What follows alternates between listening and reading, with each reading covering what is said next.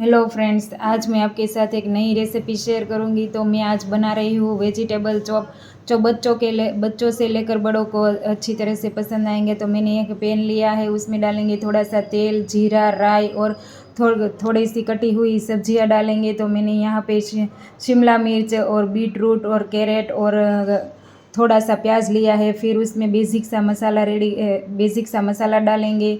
तो आप अपने टेस्ट के अकॉर्डिंग मिर्ची कम या ज़्यादा डाल सकते हो। फिर मैंने यहाँ पे उबले हुए 2 आलू लिए थे, उसे अच्छी तरह से मैश करके डालेंगे। तो हमारा जो डो है वो अच्छी तरह से रेडी हो चुका है। फिर उसकी छोटी छोटी लुइयाँ लेंगे और सिलेंडर शेप में उसे रेडी करेंगे। तो आप मेरी चैनल पे नए हो तो मेरी चैनल को सब्सक्राइब कीजिए और मेरे पेज को लाइक और फॉलो कीजिए। फिर मैंने यहाँ पे एक बाउल में लिया है 2 चम्मच के करीब कॉर्नफ्लोर और उसकी स्लरी बनाई है। अब स्लरी में हम उसे डीप करेंगे और ब्रेड क्रम्स से हम उसे कोट करेंगे और डीप फ्राई करेंगे।